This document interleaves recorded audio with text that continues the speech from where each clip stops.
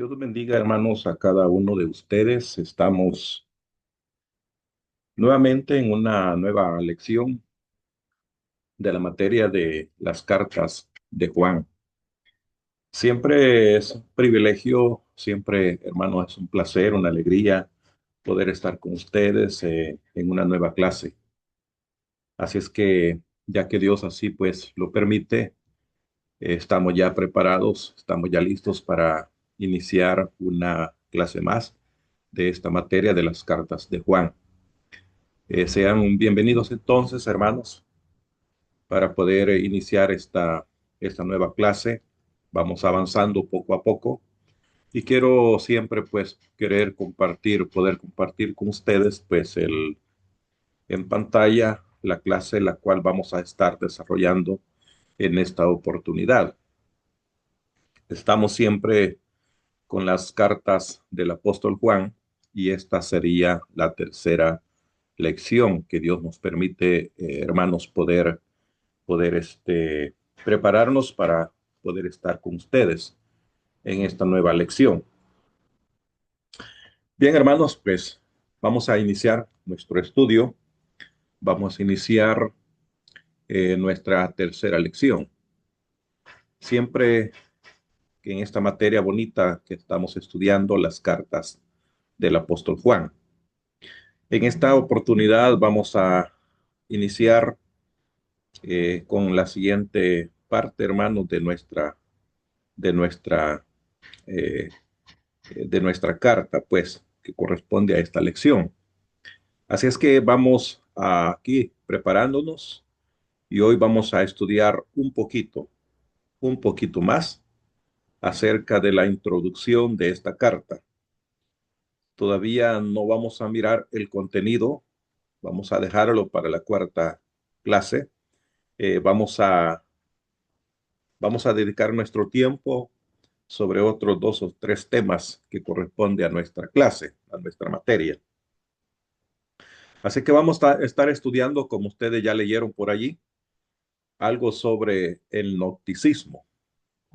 Vamos a estar hablando acerca de esta falsa religión, de esta falsa enseñanza que estaban enseñando aquellos maestros, aquellos falsos maestros dentro de la iglesia de Cristo en aquel tiempo, en los tiempos del apóstol Juan, desde luego. Hablemos algo sobre el gnosticismo, que corresponde al estudio también de esta carta. La palabra gnosticismo, según el diccionario enciclopédico abreviado, significa doctrina filosófica y doctrina religiosa de los primeros siglos de la iglesia. El gnosticismo, hermanos, es una mezcla de la fe cristiana con creencias judías y creencias orientales. Cuando estamos hablando de creencias orientales, estamos hablando de aquellos países donde cuyo Dios, o perdón, cuyas religiones es el budismo y es el hinduismo. Entonces, la palabra, pues, gnosticismo es una mezcla de doctrinas, es una mezcla de enseñanzas, es una mezcla de creencias. Eso es lo que es el gnosticismo. El gnosticismo se dividió en varias sectas, en varios grupos, y pretendían tener un conocimiento intuitivo, es decir, un conocimiento que no se podía comprobar, un conocimiento que no estaba sujeto a la verdad. Era un conocimiento que este grupo o estas sectas religiosas del gnosticismo, ellos decían simplemente recibirlo, simplemente tenerlo y recibirlo. Esto pues lo convertía en un conocimiento intuitivo y en un conocimiento misterioso acerca de las cosas divinas. Este grupo sostenía o reclamaba simplemente tener un conocimiento, haber recibido un conocimiento a través de una revelación. Y ellos le daban tanto énfasis a esta revelación de ese conocimiento, y no solamente un simple conocimiento, sino que ellos pretendían tener un gran conocimiento de las cosas divinas, un gran conocimiento de Dios y de las cosas de Dios. Conocimiento, una vez más, que no se podía comprobar, no estaba sujeto a la verdad. Entonces, la palabra gnosticismo se deriva de la palabra griega gnosis, que quiere decir conocimiento, como ya hemos mirado pues ya anteriormente. La palabra gnosticismo se deriva de la palabra griega que significa gnosis, y la palabra gnosis quiere decir conocimiento. Los gnósticos reclamaban tener un conocimiento superior a los demás conocimientos. Diz que eran conocimientos nuevos que Dios se los había revelado a ellos, y ellos reclamaban tener ese gran conocimiento o ese conocimiento superior acerca de las cosas divinas, acerca de las cosas de Dios. Su filosofía, su filosofía que, o su enseñanza que ellos defendían estaba basada en el conocimiento. Por lo tanto, su filosofía era un sistema de intelectualidad y no de moralidad. Dos cosas muy diferentes. Una cosa es ser intelectual y otra cosa es ser moral. La intelectualidad solamente va en base al conocimiento, a la inteligencia, al intelecto, pero la moralidad va en relación a la práctica, a las cosas prácticas. Entonces ellos esa su filosofía la defendían basada solamente en el conocimiento. Por lo tanto, una vez más, su enseñanza, su filosofía, nada más era de intelectualidad y no de moralidad. Es decir, para ellos lo más importante era la intelectualidad y no la moralidad. Aquí ya vamos mirando cuál era la intención, la mala intención de ellos, o la mala intención de esta doctrina, o digamos los resultados erróneos de esta doctrina.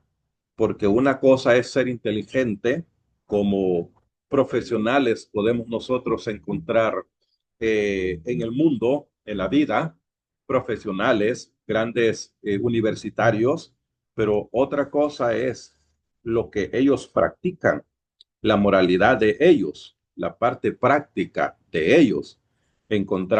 Podemos encontrar grandes profesionales, grandes intelectuales, pero con su moralidad en la práctica, en la vida práctica, dejan mucho que desear. Es lamentable, pues, la forma como ellos viven en corrupción, viven, pues, haciendo lo malo, pues.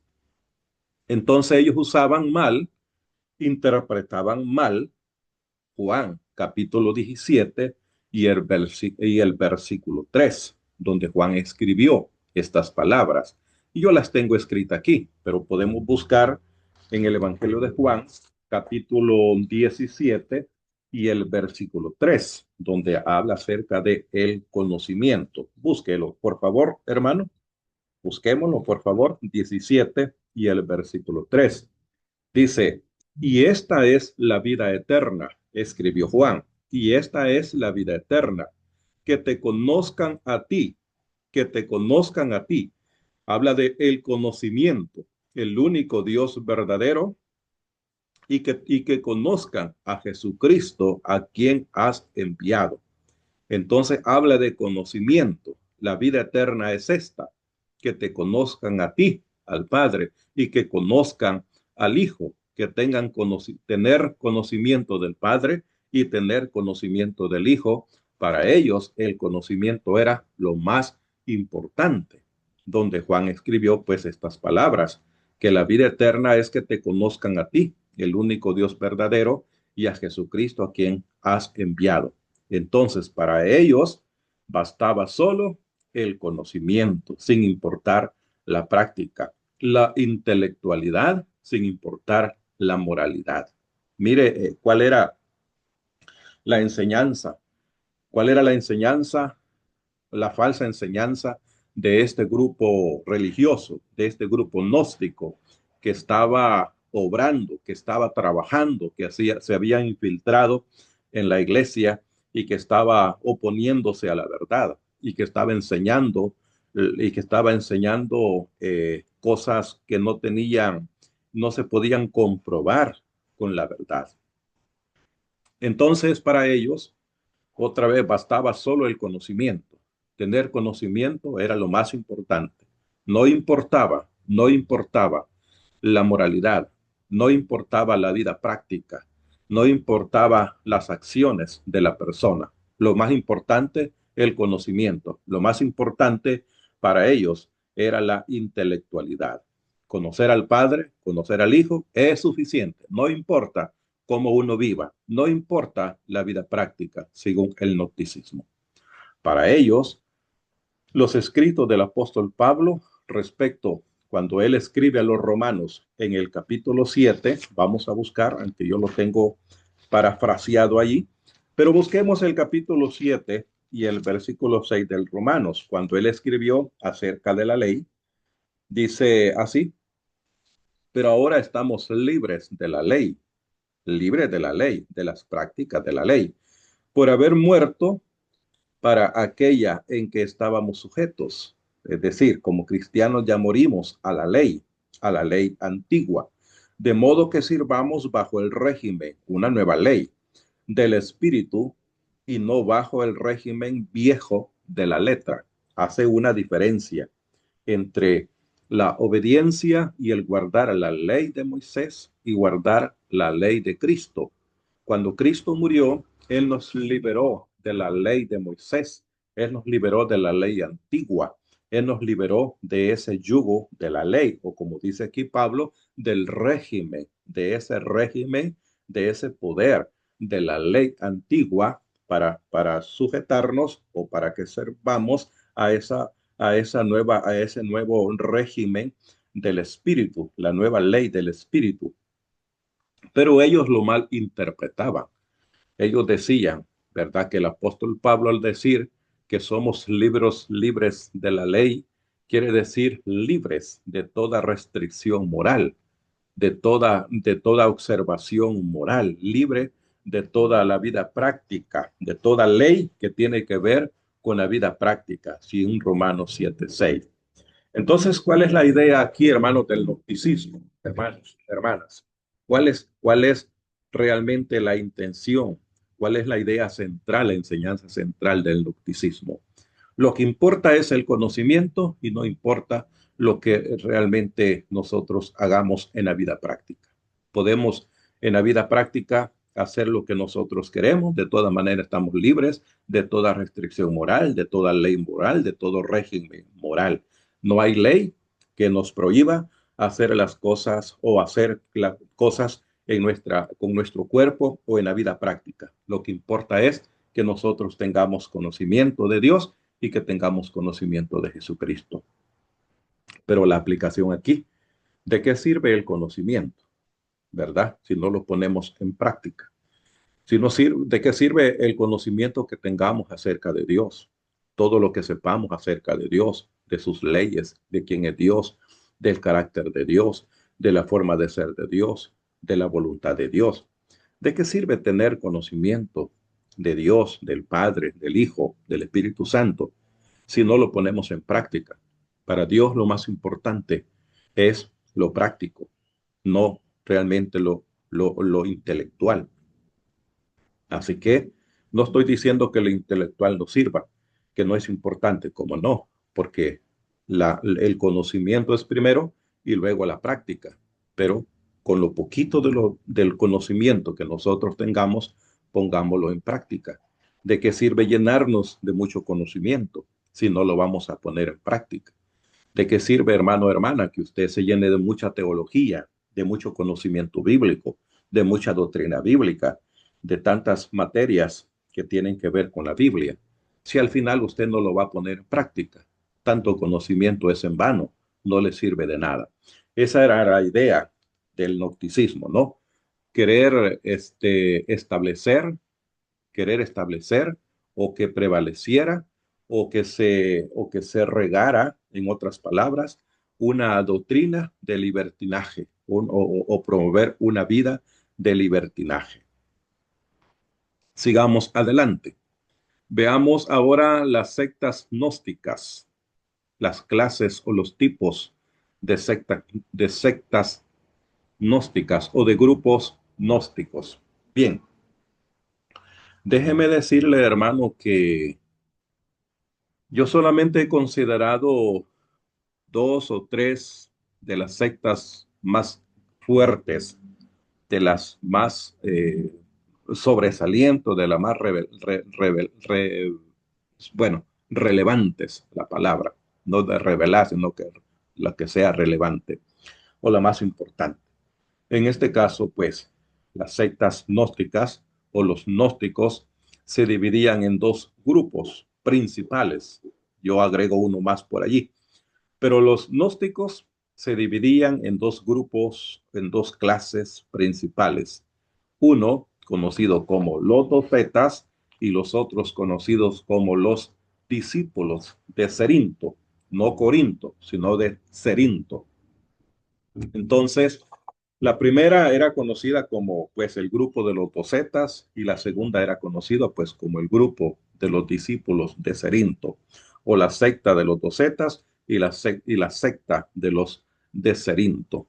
Los docetas, hablemos un poquito de este grupo de los gnósticos. Los docetas, su idea principal, su doctrina principal era negaban la humanidad de Jesucristo. Ellos creían en la divinidad de Jesucristo, pero negaban su humanidad. Es decir, Jesucristo no fue hombre. Jesucristo no fue de carne y hueso, no fue un ser humano en sí. Según ellos, según sus creencias, según sus enseñanzas, Cristo no tenía un cuerpo físico. Cristo, Cristo, el ungido de Dios, el divino, no tenía un cuerpo físico. Para ellos, como ellos lo percibían, todo era una aparición, todo era una imaginación, todo era una aparición o una imaginación. Por eso eran llamados también los fantasiastae, igual a fantasmas, los fantasiastae, igual a fantasmas.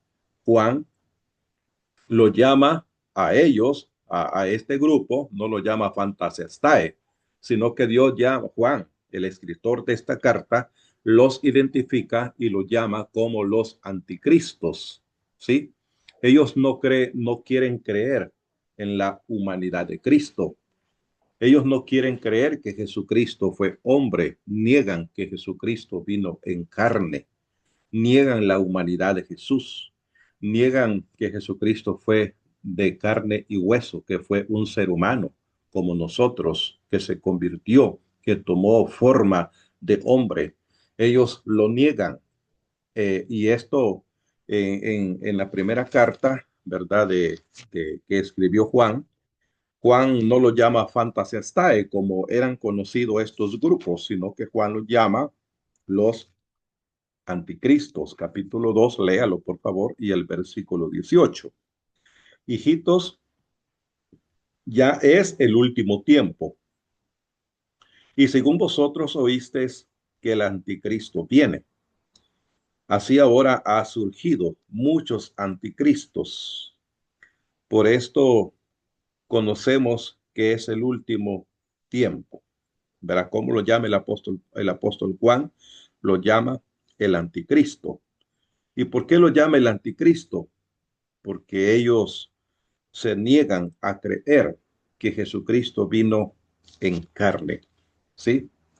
Entonces, para ellos, para ellos, Jesucristo no fue un hombre, Jesucristo no fue un ser humano, Jesucristo no fue humano, ¿sí? Sino que Jesucristo para ellos fue simplemente, dice, como tenía la apariencia de humano, tenía la apariencia de un hombre, pero en realidad solamente era una aparición o una imaginación, porque negaban la humanidad de Jesucristo, pero Juan les prueba que son falsos, los descubre como falsos, y él compara a este grupo que no creen en la humanidad de Jesús, los compara con los testigos que encontramos aquí en Juan capítulo 1 del 1 al 3, porque Juan mismo era un testigo, los apóstoles eran un testigo de lo que vieron acerca de Jesús y lo que vieron acerca de Jesús o tocante al verbo de vida, porque capítulo 1 y 2 y 3 voy a leer, porque la vida fue manifestada, es decir, se pudo ver, salió a la luz, se manifestó como carne, ¿sí? Y la hemos visto y la hemos testificado y os anunciamos la vida eterna, la cual estaba con el Padre y se nos manifestó, es decir, se dio a conocer por medio del Hijo. Versículo 3. Lo que hemos visto, es decir, lo que hemos visto y oído, eso os anunciamos para que también vosotros tengáis comunión con nosotros, y nuestra comunión verdaderamente es con el Padre y con su Hijo Jesucristo. Es decir, lo que dice, lo que hemos visto acerca de Jesucristo, lo que hemos oído acerca de Jesucristo, nosotros eso les anunciamos a ustedes. Entonces, eh, en el capítulo 1, del 1 al 3, el apóstol Juan los compara a estos que no creen en la humanidad de Jesús, los compara con estos verdaderos testigos que pueden dar testimonio que Jesucristo sí realmente se manifestó en carne, vino en carne. Afirmaban este grupo de los docetas que no creían en la humanidad de Jesús, ellos sostenían o ellos afirmaban estos que todo lo atribuido a Jesús, su encarnación, su obra, su sufrimiento, su resurrección y ascensión, era pura imaginación para este grupo. Y mire, este grupo estaba dentro de la iglesia. Imagínese usted, hermanos creyendo en la humanidad de Jesús, que Cristo había venido en carne, y un grupo enseñando, oponiéndose que Jesucristo no había venido en carne. Mire qué oposición más grande enfrentaba la iglesia. Yo les decía a ustedes que la iglesia no sufrió persecución, oposición de parte de afuera o de manera externa, no. Su persecución, su sufrimiento, su oposición vino desde adentro, de manera interna, porque adentro es que estaban estos grupos enseñando que Jesús, su encarnación, su obra, su sufrimiento, su resurrección y ascensión, era pura imaginación, es decir, no era verdad, no fue verdad. Y ahí están los testigos que Juan menciona, los apóstoles. Juan mismo era un testigo de la manifestación de Jesús. Concluían que por eso no murió en realidad para hacer propiciación por nuestros pecados. Entonces Juan les contestó en Juan capítulo 2, aquí en el Evangelio de Juan, en la carta de Juan, perdón, la primera, en el capítulo 2 y el versículo 2. Ellos decían, no, Jesucristo no fue hombre, no fue un ser humano. Por lo tanto, él no pudo morir, porque un espíritu realmente no muere y Jesucristo era un espíritu. Él no era un ser humano, no pudo morir y un espíritu no muere. Entonces Jesús no pudo morir. Él no pudo ser la propiciación por nuestros pecados. La propiciación significa alguien que se pone en lugar de, ¿verdad? Jesucristo se puso en lugar de nosotros para que nosotros no sufriéramos el castigo, el pago de nuestros pecados. Él lo sufrió, Él lo pagó, Él lo sufrió y lo pagó para que nosotros no lo pagáramos y para que nosotros no lo sufriéramos. Él es nuestra propiciación. Él murió en lugar de, Él se puso en lugar de. Entonces, pero dice en Juan, en la primera carta de Juan, capítulo 2 y el versículo 2, Juan les contestó que él sí, y él es la propiciación por nuestros pecados, y no solamente por los nuestros, sino también por los de todo el mundo, no solamente por los apóstoles, no solamente fue la propiciación para los apóstoles, sino que él fue la propiciación para todo el mundo, incluyendo para este grupo de los gnósticos que se negaban a creer en la humanidad de Jesús. Entonces Juan dice seriamente y con toda verdad, Él es, ¿verdad?, la propiciación por nuestros pecados. Él murió en lugar de nosotros, Él sufrió el pago de nuestros pecados. Entonces concluían que no tenemos que sufrir por nuestra fe, como tampoco sufrió en realidad Jesucristo. Mire qué interesante, otra vez, libertinaje. No tenemos que sufrir por nuestra fe, no tenemos que abstenernos de nuestra vida moral, no tenemos que abstenernos de lo que nosotros hagamos, tenemos que vivir liberadamente, tenemos que darle rienda suelta a nuestra carne, a nuestros deseos, a nuestro cuerpo carnal. ¿Por qué? Porque pues no tenemos que sufrir por nuestra fe. Si Jesucristo no sufrió tampoco, ¿verdad? Como ser humano, Él no sufrió por su fe en Jesucristo, por su fe al Padre, por su amor al Padre. Él no sufrió para hacer la voluntad de su Padre, porque Él nunca fue ser humano, Él nunca fue hombre. Él fue un espíritu, él fue un fantasma, solamente tenía la aparición aparentaba nada más un ser humano. Esa es la creencia, hermanos, de los docetas. Ellos no creían en la humanidad de Jesús. Interesante, ¿no? Porque vamos a mirar aquí el otro, que aquí ya se introduce en la pantalla.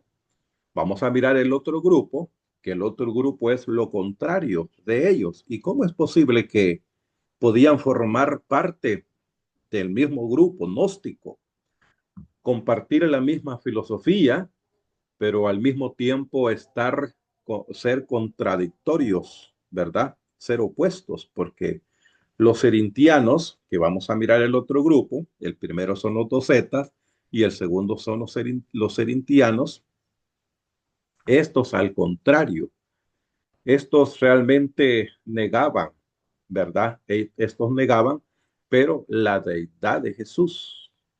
Ellos negaban la divinidad de Jesús. Eran de la doctrina de un cierto Cerinto contemporáneo al apóstol Juan. Entonces, los docetas negaban la humanidad de Jesús. Los cerintianos negaban, pero la deidad de Jesús. Los docetas creían en Jesús como un ser divino, como un ser espiritual. Los cerintianos, al contrario, negaban a Jesús como un espíritu, negaban a Jesús como un ser divino y creían nada más en su humanidad. Veamos qué es lo que dice, leemos de este grupo. Este grupo, llamado los Cerintianos o los discípulos de Cerinto, de este tal Cerinto, filósofo gnóstico, él reclamaba, según el testimonio de Ireneo, es decir, hay un hombre aquí, hay una evidencia que habla de este grupo gnóstico conocido como Cerinto o los Cerintianos, Ireneo, en su libro contra las herejías de la deidad o la divinidad, que entró en Jesús cuando fue bautizado. Voy a volver a tomar la idea. Él reclamaba, según el testimonio de Ireneo en su libro contra herejías, que la deidad o la divinidad de Jesús, perdón, o la divinidad entró en Jesús cuando él fue bautizado.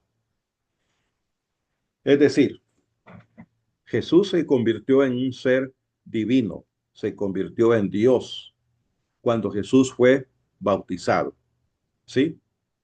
Él se convirtió en un ser divino, ¿verdad? En un ser divino. Él se convirtió en un ser espiritual cuando él fue bautizado. Pero cuando Jesús fue bautizado a los 30 años, a los 30 años él se convirtió en un ser divino. Pero de 30 años hacia atrás, Jesús, ¿verdad? Jesús fue realmente un ser humano. Ojo aquí. Dice que la deidad o la divinidad de Jesús entró en Jesús cuando él fue bautizado y que lo dejó cuando Jesucristo fue crucificado. Dejó realmente Jesús de ser divino. Ojo aquí. Entonces Jesús solamente gozó de su divinidad para ellos, solamente gozó de su divinidad durante 3 años de la obra del ministerio de Jesús. Ojo aquí. Nada más entonces para este grupo serintiano, Jesucristo fue parte de la deidad o fue un ser divino nada más por 3 años, cuando él fue bautizado y cuando él murió crucificado en la cruz, ¿verdad? Y cuando él muere crucificado en la cruz, entonces pues otra vez lo divino lo dejó. Entonces ellos reclamaban que la deidad o la divinidad nada más entró en Jesús cuando Jesús fue bautizado y que luego pues lo dejó cuando Jesús fue crucificado. Entonces, ellos, como yo les dije aquí, ellos realmente negaban la divinidad, la deidad de Jesús. Los otros negaban la humanidad, ellos niegan la divinidad. Jesús no fue un ser divino, no. Y si lo fue, solamente lo fue por un periodo de 3 años. Toda la vida, él realmente no fue realmente un ser divino. Él fue simplemente un hombre. Según él, Jesús nació de José. Según Cerinto, la creencia, la filosofía de Cerinto, Jesús nació como hijo de José, un hombre, y no milagrosamente de la Virgen María, no realmente como obra del Espíritu Santo. Nació como un ser humano, nació como hijo de José y no como de manera, como una obra milagrosa del Espíritu Santo, de la Virgen María. Era Cerinto un judío de Egipto que combinó algunas ideas judaicas con la filosofía gnóstica. Retenía la circuncisión y observación y observancia del sábado. El resultado fue un judaísmo espiritualizado. Interesante, ¿no? Una mezcla, otra mezcla, ¿no? Entre lo que era realmente la observancia, perdón, en lo que era ideas del judaísmo y también ideas también del espiritualismo, ¿no? De la espiritualidad. Mezcló, combinó entonces también dos ideas. Entonces, para ir haciendo por aquí un breve repaso entre estas dos sectas, uno niega completamente la humanidad de Jesús, el otro niega su deidad. El otro niega su deidad. Jesús no fue un ser divino, solamente lo fue nada más por tres, ¿verdad? Por 3 años nada más. El resto de la vida de Jesús era realmente meramente un ser humano. Los erintianos, como también los ebionitas, aquí, ¿verdad? Aquí hay un nuevo grupo de los gnósticos, una nueva clase de los gnósticos, y estos son los ebionitas. Entonces los erintianos, o este Cerinto, como también los ebionitas, eran unitarios. Afirmaban que antes y después de morar el Cristo en él, era Jesús meramente hombre, ¿sí? Y es igual, ¿no? Porque digamos que toda la vida de Jesús, toda la vida de Jesús fue realmente un hombre, ¿no?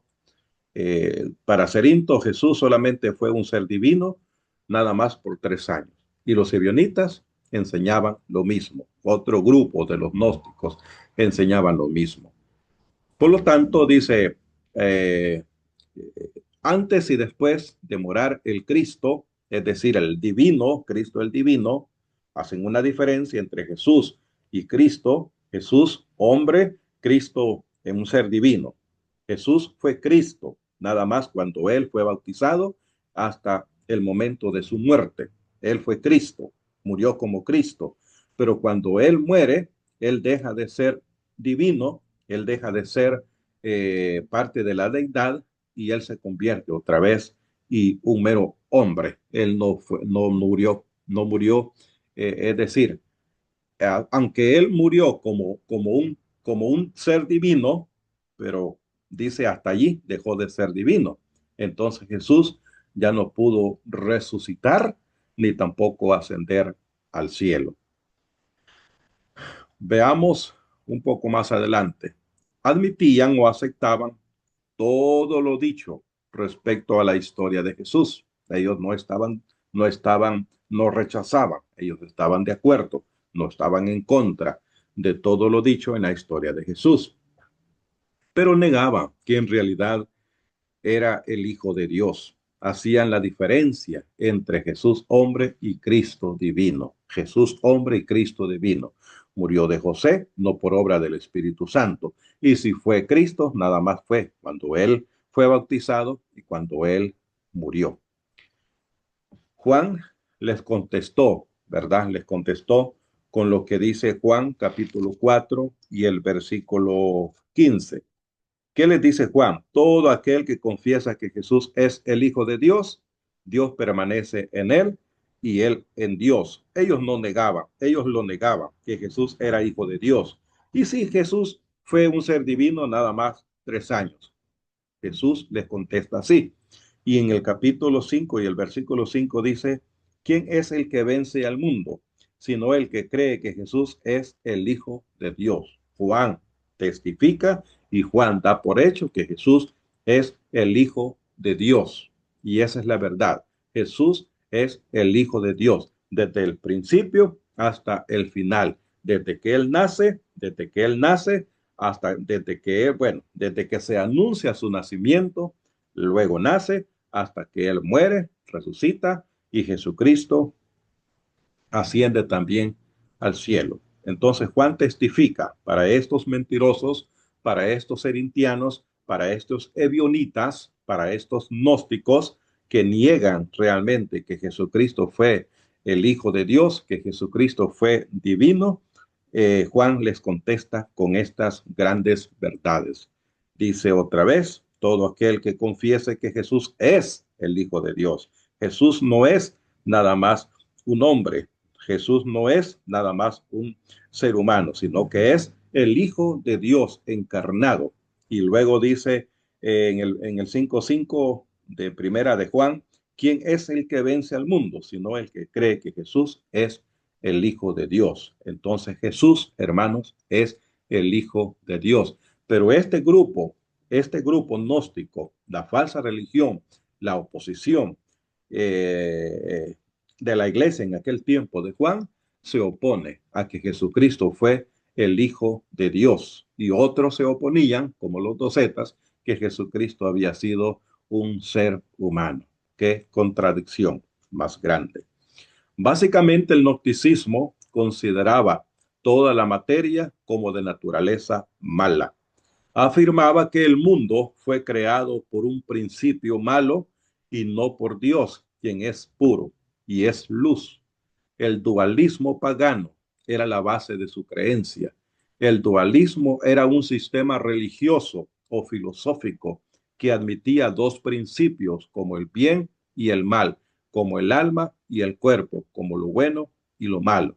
De eso concluían que Dios no pudo habitar en un cuerpo material o físico, porque Dios es bueno y la materia es mala. Negaban la encarnación de Cristo. Por eso mismo, porque ellos creían que en el dualismo entre el bien y el mal, lo bueno y lo malo, y ellos creían que Jesús es bueno, ¿verdad? Que Dios es bueno, que Dios es bueno y que la materia es mala. Dios espíritu es bueno, pero la materia es mala, la carne es mala. Por lo tanto, lo bueno no puede habitar en lo malo. Y por eso, otra vez más, negaban la encarnación de Jesús. Algunos gnósticos eran ascéticos, afirmando que el cuerpo era malo y tenía que ser maltratado. Otros eran libertinos, afirmando que con la mente pues se salvaban, no solo con según su conocimiento superior.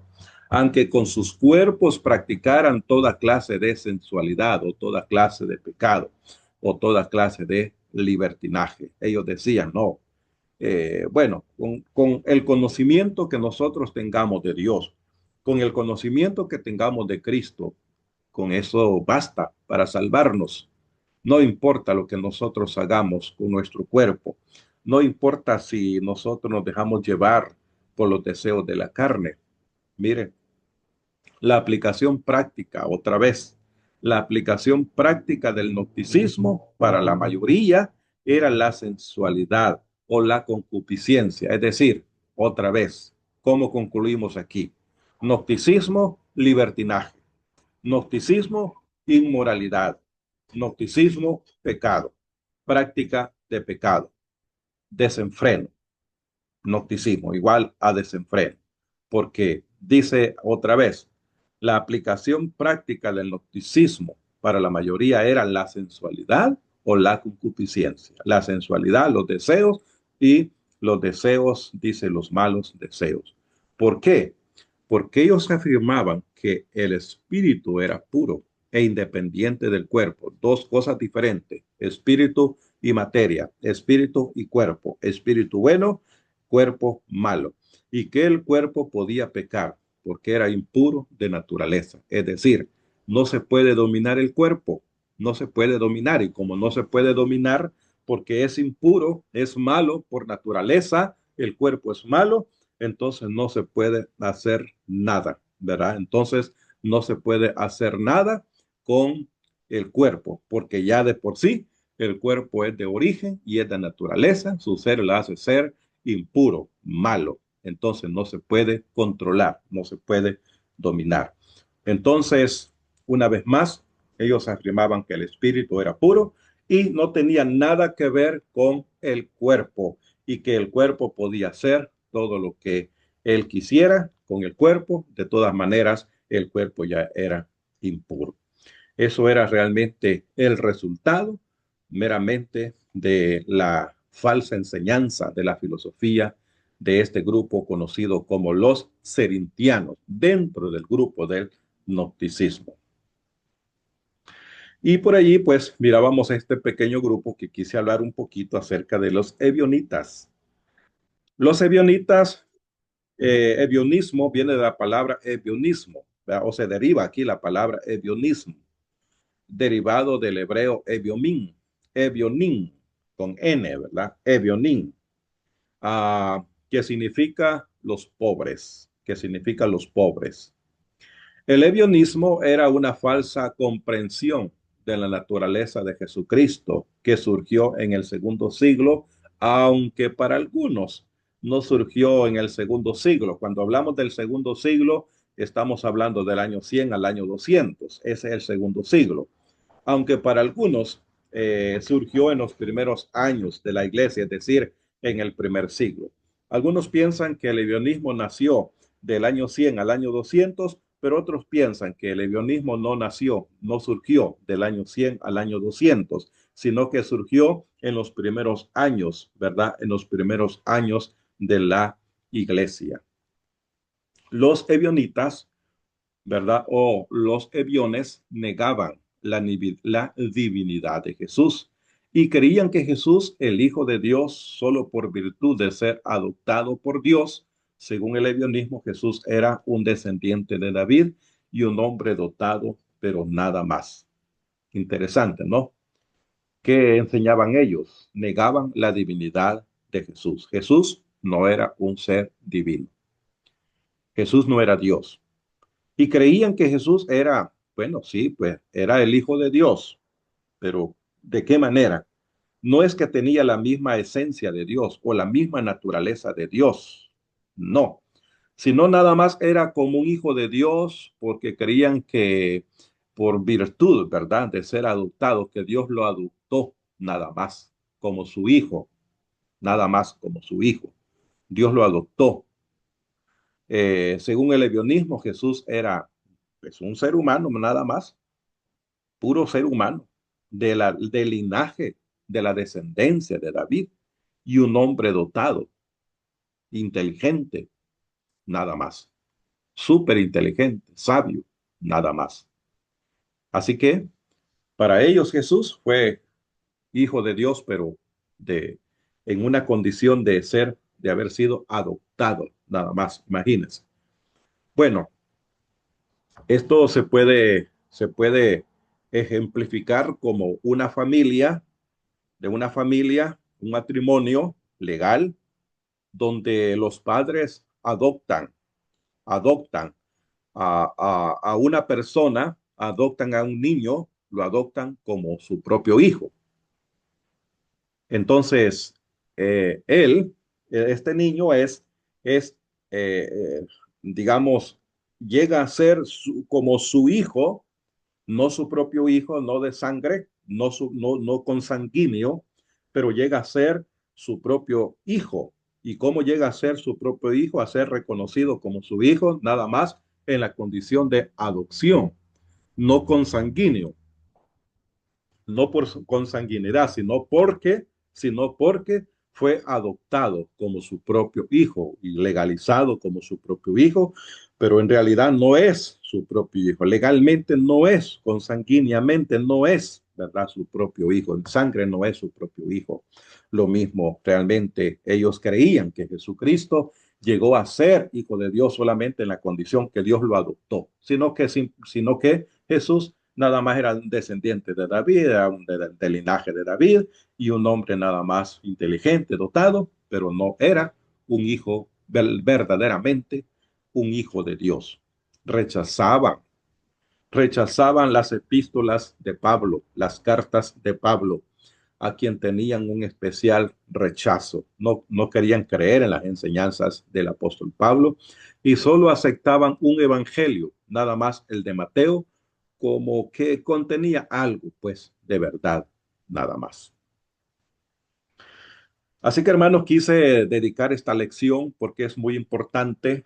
Es la falsa enseñanza que se había introducido, que estaba de lleno, estaba haciendo ¿cómo se llama? Su aparición, o había hecho ya su aparición, y estaba haciendo mucho daño a la iglesia en los tiempos en el cual Juan escribe esta primera carta. Espero que este conocimiento de de este grupo gnóstico, lo cual lo he dividido en tres grupos, los docetas, los erintianos y los ebionitas, sea, hermanos, de mucha importancia para el conocimiento de ustedes en la interpretación y en el estudio y el análisis de esta materia conocida como las cartas de Juan. Para mí ha sido un privilegio, ¿verdad? Ha sido un privilegio, ha sido un honor una vez más estar con ustedes en esta tercera lección de esta materia conocida como las cartas de Juan. Ahí les dejo yo su pequeña tarea, hermanos, como siempre, es mi manera de trabajar. Al final les voy dejando su tarea después que ustedes lean y después de que ustedes miren el video. Recuerden que no todo lo que uno dice en el video está en sus materiales. Uno trata de hacer un pequeño extensión de sus ideas cuando uno está desarrollando su estudio a través del video. Entonces, por eso el requisito es no solamente leer el material y luego hacer la tarea, sino también mirar el video, estudiar el video, hermanos. Un privilegio, un honor, un gusto haber estado con ustedes. Les deseo las mejores bendiciones para usted, para su familia, para la iglesia en la cual usted sirve y se congrega, esperando una vez más que este material, esta clase sea de mucha bendición en este estudio de las cartas de Juan. Será en la clase o en la lección número 4, en las cuales, si Dios nos permite, nos miremos de luego a través de este medio, a través de estos videos. Dios los bendiga a todos, hermanos. Hasta pronto.